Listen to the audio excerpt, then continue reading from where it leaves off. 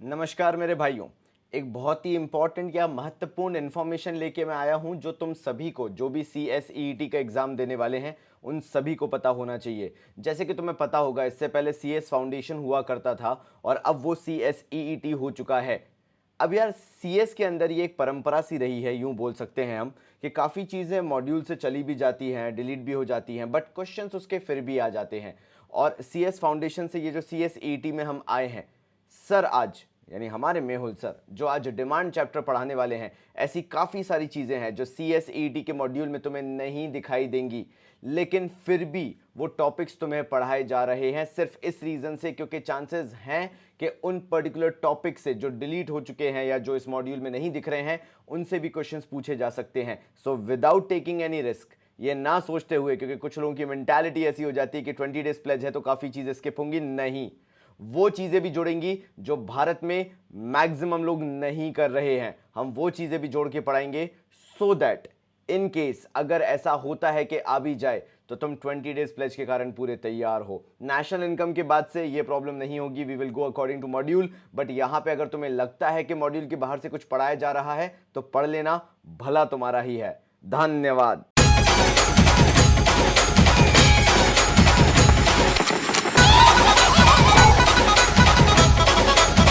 आज के इस 20 डेज प्लेज में जो चैप्टर हम लोग डिस्कस करने वाले हैं वो एग्जाम पॉइंट ऑफ व्यू से बहुत ज्यादा वेटेज रखता है। इजी है पर वेटेज ज्यादा है, इसलिए हम इसको पूरा डिस्कस करेंगे। तो चलिए आज का 20 डेज प्लेज शुरू करते हैं। Let's begin.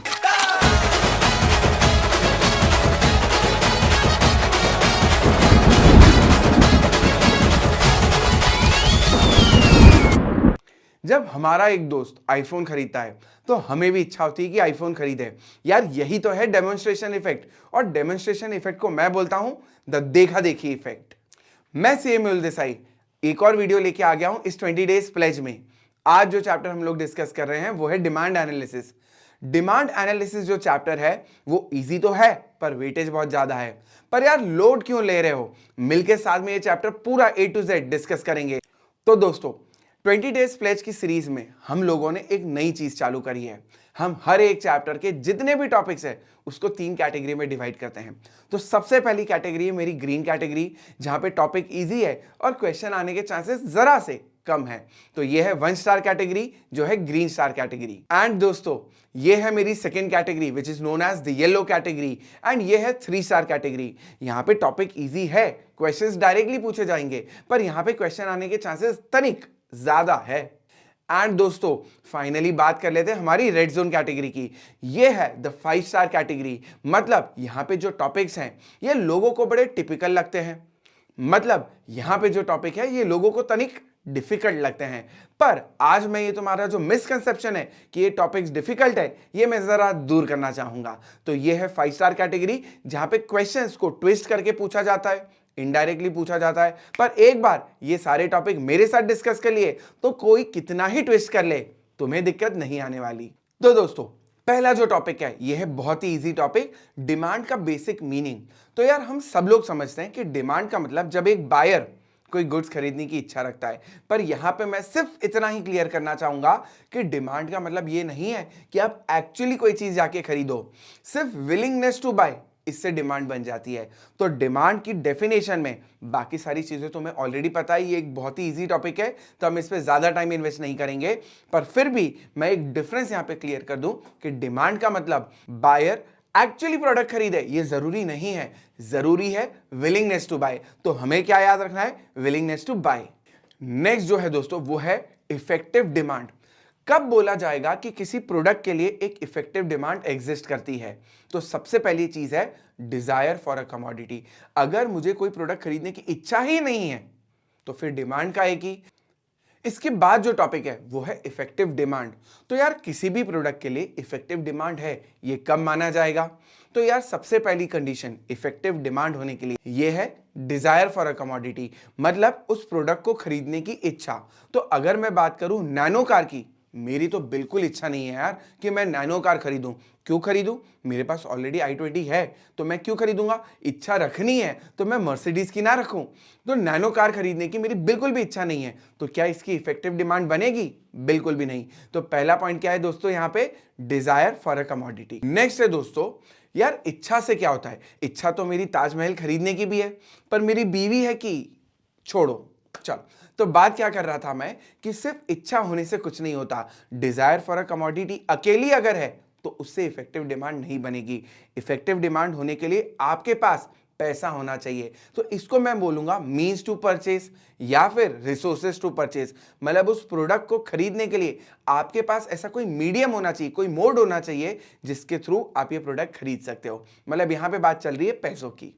दोस्तों, इच्छा है, पैसा है, तो भी इफेक्टिव डिमांड कंप्लीट नहीं होती, क्योंकि पैसा होने से कुछ नहीं होता दोस्त। जिगर चाहिए पैसा खर्च करने का। तो अगर मेरे पास बहुत पैसा है पर मैं एकदम चिंदी हूं, मैं बिल्कुल खर्चा नहीं करना चाहता, तो फिर इफेक्टिव डिमांड नहीं बनेगी। नेक्स्ट और लास्ट जो कंडीशन है दोस्तों, मेरी इच्छा है किसी प्रोडक्ट को खरीदने की, मेरे पास पैसा भी है और मैं एकदम दिलफेक आदमी हूं, मैं पैसा खर्च करने का जिगर भी रखता हूं, पर प्रोडक्ट ही अवेलेबल नहीं है, तो फिर कैसे खरीदूंगा? मतलब लास्ट जो कंडीशन है इफेक्टिव डिमांड के लिए कि आप जो प्रोडक्ट खरीदने की इच्छा रख रहे हो, आपके पास पैसा है, आप पैसा खर्च भी करना चाहते हो, तो प्रोडक्ट भी तो अवेलेबल हो मार्केट में। तो अवेलेबिलिटी ऑफ प्रोडक्ट ये बहुत ज्यादा इंपॉर्टेंट है। और अवेलेबिलिटी करेक्ट प्राइस पे होना चाहिए, अवेलेबिलिटी करेक्ट प्लेस पे होना चाहिए, एंड दोस्तों अवेलेबिलिटी करेक्ट टाइम पे होना चाहिए। तो correct price, correct place and correct time अगर इस पे अवेलेबल है गुड, तब जाके एक इफेक्टिव डिमांड बनती है। तो इफेक्टिव डिमांड में जल्दी से बोलो क्या क्या है? पहला डिजायर फॉर अ कमोडिटी, दूसरा परचेजिंग पावर मतलब मींस टू परचेज, तीसरा विलिंगनेस टू स्पेंड, और चौथा availability of the product at right price, right place and right time. Next दोस्तों, एक बहुत ही इंपॉर्टेंट पॉइंट मैं बताना चाहूंगा डिमांड के बारे में। डिमांड का मेजरमेंट जब भी आप करते हो तो ये गिवन पीरियड ऑफ टाइम पे मेजर करते हो। मतलब डिमांड कभी भी एक पर्टिकुलर पॉइंट ऑफ टाइम पे बात नहीं होती कि आज 10 बजे डिमांड कितनी है, ऐसी बात नहीं होगी। डिमांड कैलकुलेट होती है एक महीने भर की, एक साल भर की, 6 महीने की या 3 महीने की। तो जब भी डिमांड का कैलकुलेशन होता है, मेजरमेंट होता है, तो वो एक गिवन पीरियड ऑफ टाइम में होता है। और इकोनॉमिक्स में जब भी किसी कॉन्सेप्ट का मेजरमेंट एक गिवन पीरियड ऑफ टाइम में होता है, इसको हम फ्लो कॉन्सेप्ट बोलते हैं। और यहां पे मैं एक चीज और बताना चाहूंगा, इकोनॉमिक्स में जब भी किसी कॉन्सेप्ट की मेजरमेंट, कैलकुलेशन एक पर्टिकुलर पॉइंट ऑफ टाइम पे होती है, अभी 10 बजे, तो फिर ये होता है स्टॉक कॉन्सेप्ट। पर डिमांड जैसा कि मैंने बोला एक गिवन पीरियड ऑफ टाइम पे मेजर होता है, तो ये है फ्लो कॉन्सेप्ट। अब नेक्स्ट दोस्तों, हमें डिस्कस करना है इंडिविजुअल डिमांड और मार्केट डिमांड में डिफरेंस। तो क्या मतलब है इंडिविजुअल डिमांड का? इंडिविजुअल डिमांड मतलब एक बायर की डिमांड, और मार्केट डिमांड का मतलब ऑल बायर्स की डिमांड।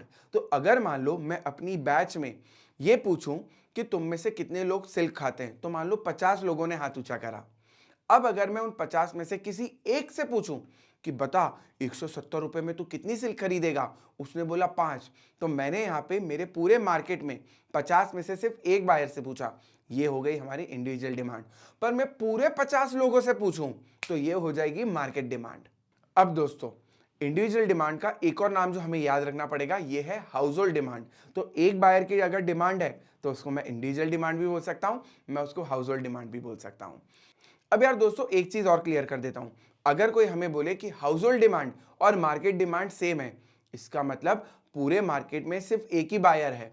और अगर मान लो कोई हमें बोले कि इंडस्ट्री डिमांड और इंडिविजुअल डिमांड सेम है, तो हम क्या बोलेंगे कि मार्केट में सिर्फ एक ही सेलर है। तो यहां पे ये जो दो मैंने पॉइंट्स बोले ना कि house hold demand market demand के इक्वल है, तो सिर्फ एक ही बायर है मार्केट में, और अगर इंडस्ट्री डिमांड और इंडिविजुअल डिमांड सेम है तो मार्केट में सिर्फ एक ही सेलर है। तो ये दोनों क्वेश्चंस पूछे जाते हैं एग्जाम में, इसके ऊपर तुमको एमसीक्यू देखने को मिल जाएंगे, तो इसे हमें ध्यान रख के चलना है। तो दोस्तों, अब हम आ चुके हैं हमारे रेड जोन के टॉपिक पे, और टॉपिक का नाम है फैक्टर्स अफेक्टिंग डिमांड। तो दोस्तों, ये सबसे इंपॉर्टेंट क्वेश्चन है डिमांड चैप्टर का, मतलब मैं तो इसे बैकबोन क्वेश्चन भी बोलता हूं इस चैप्टर का, क्योंकि जिसने ये पूरा टॉपिक अच्छे से समझ लिया उसको डिमांड में कोनो ही तकलीफ नहीं आने दूंगा मैं। तो दोस्तों, यहां पे हम डिस्कस करने वाले हैं फैक्टर्स अफेक्टिंग डिमांड। बोले तो हम वो सारे फैक्टर्स डिस्कस करेंगे जिसके ऊपर ये डिपेंड करता है कि डिमांड कब इंक्रीज होगी और डिमांड कब डिक्रीज होगी। तो सबसे पहले बात कर लेते हैं, पहला फैक्टर हमारा पीएक्स, जिसका नाम है प्राइस ऑफ सेम कमोडिटी। और ये तो यार कोई बच्चा ही बता देगा कि अगर किसी प्रोडक्ट के प्राइस बढ़ेंगे तो ज्यादा खरीदोगे या कम। करेक्ट, कम खरीदेंगे, क्योंकि प्राइस बढ़ गई, ज्यादा प्राइस पे करना पड़ रहा है, तो बायर तो बेचारा दुखी हो जाएगा इस चीज से। तो जब भी किसी प्रोडक्ट के प्राइस बढ़ेंगे तो उसकी क्वांटिटी डिमांडेड कम होगी, और प्राइस कम होगी तो क्वांटिटी डिमांडेड बढ़ेगी। सिंपल है, ये जल्दी से नोट डाउन कर लेते हैं, प्राइस ऑफ सेम कमोडिटी। तो अब बात कर लेते हैं सेकेंड पॉइंट पीआर के बारे में, which is known as price of related goods. तो यार इस पॉइंट को एक्सप्लेन करने के पहले ये डिस्कस करते हैं कि what do you mean by related goods. तो रिलेटेड गुड्स का मतलब ये है कि जब एक प्रोडक्ट की प्राइस में चेंज होने की वजह से दूसरे प्रोडक्ट की क्वांटिटी पे असर पड़े तो बॉस इनमें कोई कनेक्शन है। और मान लो अगर दो प्रोडक्ट ऐसे हैं कि इसकी प्राइस में चेंज होने की वजह से इसके कौनों ही फर्क नहीं पड़ता, तो फिर काय का कनेक्शन, फिर काय का रिलेशन, फिर ये अनरिलेटेड है। तो गुड्स रिलेटेड कब बोले जाएंगे दोस्तों, सुनना एक बार ध्यान से। Goods are said to be related when change in price of one good leads to change in quantity of other good. तो ये होता है रिलेटेड गुड्स। अब रिलेटेड गुड्स में दो टाइप है, एक सब्स्टिट्यूट गुड्स। अब सब्स्टिट्यूट गुड्स का मतलब क्या है? सब्स्टिट्यूट गुड्स मतलब वो गुड्स जो एक दूसरे की जगह यूज होते हैं, use in place of each other. जैसे पर्क की जगह मंच, पेप्सी की जगह कोका कोला। तो ये तो एग्जांपल हो गए किसके, सब्स्टिट्यूट गुड्स के। अब पहले इसका एक रिलेशनशिप स्टडी कर लेते हैं। तो दोस्तों जैसा मैंने बोला, सब्स्टिट्यूट गुड्स मतलब वो जो एक दूसरे की जगह यूज हो सकते हैं। अब अपन एग्जांपल लेके चलते हैं। मान लो पेप्सी की प्राइसेस बढ़ गई, तो अगर पेप्सी महंगी हो गई तो तुम पेप्सी कम पियोगे, पर पीना थोड़ी कम कर दोगे। अच्छा मैं बात कर रहा हूं पेप्सी की, तो अगर पेप्सी पीना कम कर दी तो उसकी जगह कोका कोला पी लेंगे, अपने को थोड़ी ईगो प्रॉब्लम है कोई ऐसा। तो बेसिकली यहां पे देखो कि कोका कोला की क्वांटिटी क्यों बढ़ी? क्या कोका कोला की प्राइस में कोई चेंज हुआ? नहीं, बिल्कुल भी नहीं। तो फिर कोका कोला की क्वांटिटी क्यों बढ़ी? क्योंकि उसके सब्स्टिट्यूट गुड्स की, पेप्सी की प्राइसेस बढ़ गई, इसलिए कोका कोला की डिमांड बढ़ गई। तो यहां पे कैसा रिलेशन है प्राइस ऑफ सब्स्टिट्यूट गुड्स के साथ? पॉजिटिव रिलेशनशिप है। तो अगर सब्स्टिट्यूट गुड्स के प्राइसेस बढ़ेंगे तो मेरे प्रोडक्ट की डिमांड बढ़ेगी। हमें देखना है सिर्फ फर्स्ट और लास्ट वाला रिलेशन। एंड अगर दोस्तों उल्टा होगा, अगर प्राइस ऑफ सब्स्टिट्यूट गुड्स कम हो जाएगी तो मेरे प्रोडक्ट की डिमांड भी कम हो जाएगी। वो बोलते हैं ना वाइसा वर्सा। अब दोस्तों बात कर लेते हैं कॉम्प्लीमेंट्री गुड्स की। तो कॉम्प्लीमेंट्री गुड्स की जब प्राइसेस बढ़ेगी, मान लो ब्रेड महंगी हो गई, तो बताओ ब्रेड की डिमांड बढ़ेगी या कम होगी? बिल्कुल सही, कम होगी। तो अगर ब्रेड महंगी हो गई तो ब्रेड की डिमांड कम होगी। अब अगर ब्रेड कम खरीदी तो साथ में खरीदे जाने वाला बटर भी तो कम खरीदेंगे यार।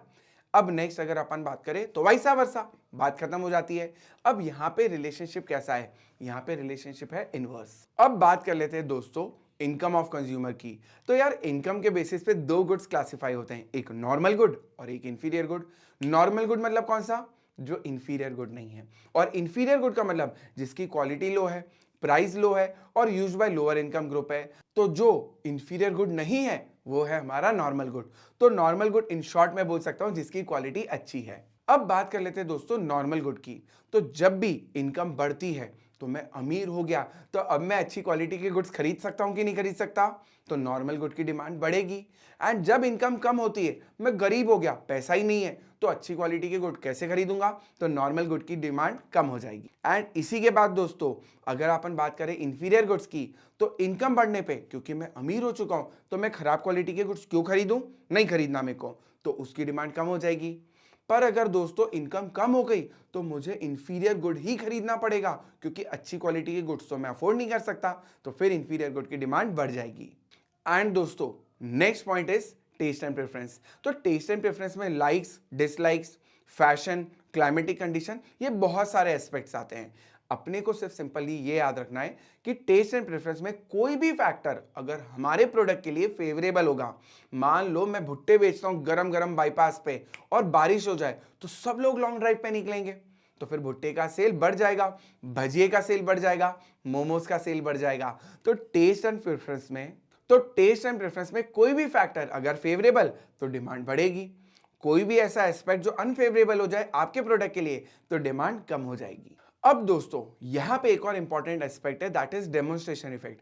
डेमोन्स्ट्रेशन इफेक्ट का मतलब होता है देखा देखी इफेक्ट। इसका मतलब जब मेरे फ्रेंड के पास कोई एक अच्छा लग्जरी गुड आता है, मेरे फ्रेंड ने मान लो आईफोन खरीद लिया, तो एज अ ह्यूमन बीइंग मेरे को भी ये मन में फीलिंग आएगी कि यार मेरे पास भी होना चाहिए आईफोन, और जब तक मेरे पास आईफोन नहीं होगा ना तो मेरे कलेजे को ठंडक ही नहीं पड़ेगी। मैं अपने पेरेंट्स की जान खा जाऊंगा कि आईफोन दिलाओ, आईफोन दिलाओ, आईफोन दिलाओ। और पेरेंट्स भी क्या है, टारगेट दे देंगे कि इतने परसेंटेज लेके आ तो तेरे को आईफोन लेके देंगे। लालच है दोस्तों ये। तो बेसिकली डेमोन्स्ट्रेशन इफेक्ट का मतलब क्या हो गया, देखा देखी इफेक्ट। जब आप अपने सराउंडिंग्स में, अपने रिलेटिव्स के पास, अपने फ्रेंड सर्कल के पास कोई प्रेस्टिजियस गुड्स देखते हो और अब आपको लगता है ये मेरे पास भी होना चाहिए और उसकी वजह से आप खरीदते हो, तो ये है डेमोन्स्ट्रेशन इफेक्ट। एंड अब दोस्तों बात कर लेते हैं पॉपुलेशन की। तो पॉपुलेशन का बड़ा सिंपल सा फंडा है, जिस कंट्री में, जिस एरिया में पॉपुलेशन ज्यादा है वहां पे डिमांड ज्यादा होगी, एंड जिस एरिया में, जिस कंट्री में पॉपुलेशन कम होगी, ऑब्वियस है यार कि वहां पे डिमांड कम होगी। तो दोस्तों जब बात चल रही है पॉपुलेशन की, तो पॉपुलेशन का जो कंपोजिशन है ये भी एक बहुत इंपॉर्टेंट रोल प्ले करता है किसी प्रोडक्ट की डिमांड को डिटरमाइन करने में। तो अगर मान लो आपकी पॉपुलेशन में टीनेजर्स ज्यादा है तो टीनेजर्स को लगने वाले गुड्स की डिमांड अपने आप बढ़ जाएगी। अगर मान लो आपके वहां पे सीनियर सिटीजन ज्यादा है तो चश्मे की डिमांड, लाठियों की डिमांड अपने आप बढ़ जाएगी। और अगर आपके वहां पे इन्फेंट्स ज्यादा है तो डायपर वगैरह ज्यादा बिकेंगे कि नहीं बिकेंगे। एंड फिर बात कर लेते हैं दोस्तों इनकम डिस्ट्रीब्यूशन की। तो एक ऐसी कंट्री जहां पे इनकम डिस्ट्रीब्यूशन इक्वल है, सब लोगों के पास मोटा मोटी, अरे मोटा मोटी मतलब वो मोटा मोटी नहीं, मतलब बराबर बराबर पैसा है, तो वहां पे डिमांड ज्यादा होगी। क्योंकि सब लोगों के पास पैसा है तो सब लोग खरीद पा रहे हैं, तो डिमांड ऑटोमेटिकली ज्यादा होगी। पर अगर मान लो कोई ऐसी कंट्री है जहां पे इनकम डिस्ट्रीब्यूशन बहुत ही ज्यादा अनइक्वल है, कुछ लोगों के पास भयंकर पैसा, कुछ लोगों के पास बिल्कुल भी पैसा नहीं है, तो यहाँ पे आधे से ज्यादा लोग तो बेचारे खरीद ही नहीं पा रहे, तो यहाँ पे इस कंट्री में डिमांड ऑटोमेटिकली कम होगी यार। एंड अब दोस्तों बात करते हैं अदर फैक्टर्स की। यार ये है ना एक मिक्स्ड पॉइंट है, मतलब इसके अंदर इतनी सारी चीजें उन्होंने मिसलेनियस बोल के ऐड कर दी है कि हमें ये एक बार सिर्फ रीड करना है। ऐसे बहुत सारे पॉइंट्स हैं जिसकी वजह से डिमांड अफेक्ट करती है। जैसे मैं एक सिंपल सी बात करूं, आपकी कंट्री में मैरिज को लेके जो थॉट प्रोसेस है उसके ऊपर भी बहुत सारे प्रोडक्ट की डिमांड अफेक्ट कर जाती है। तुम्हें पता है जापान में गवर्नमेंट ने ये बोला है कि जो लोग आपस में शादी करेंगे उनको हम 4 लाख रुपए कैश देंगे, क्योंकि जापान में लोग इतने सेल्फ सेंटर्ड हैं कि उन्हें कोई ये शादी वादी में कोई भरोसा है ही नहीं। They don't believe in marriages. अब अगर मैरिजेस नहीं होगी तो पॉपुलेशन नहीं बढ़ेगी। तुम लोग मानोगे नहीं, जापान जो कंट्री है उसमें गवर्नमेंट ने एक स्कीम इंट्रोड्यूस करी है। स्कीम है कि आप लोग आपस में शादी करो, हम आपको 4 लाख रुपए, अमाउंट हो सकता है 4 लाख का ऊपर नीचे हो जाए एक्सचेंज रेट के हिसाब से, पर 4 लाख रुपए हम आपको पे करेंगे।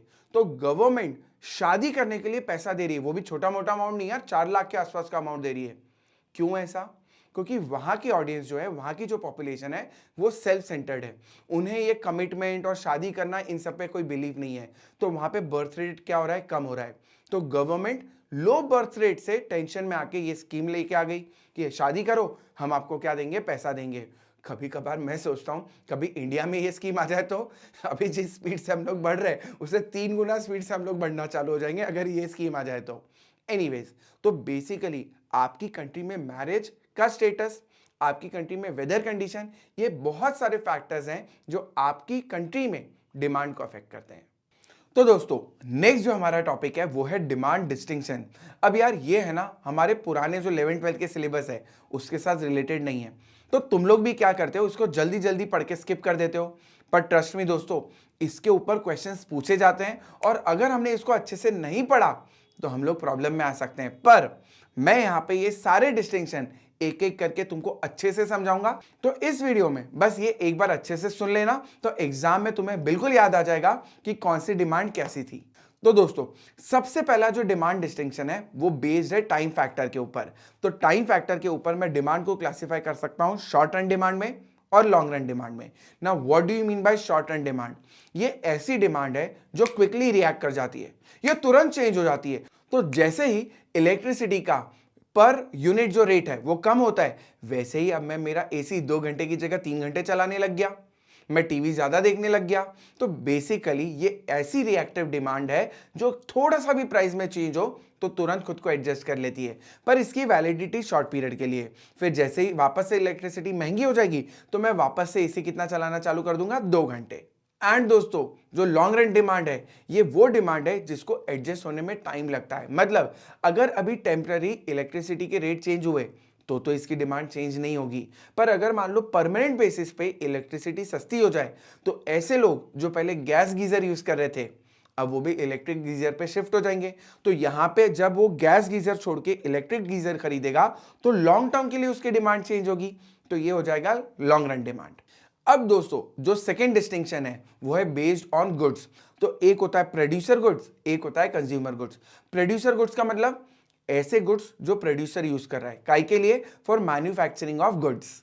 इसका मतलब दोस्तों जब एक मशीनरी एक प्रोड्यूसर यूज कर रहा है तो वो हो गया प्रोड्यूसर गुड्स। तो एंड यूजर कौन है? अगर एक मैन्युफैक्चरर एक प्रोड्यूसर इसको खरीद रहा है तो ये हो जाएगा प्रोड्यूसर गुड्स।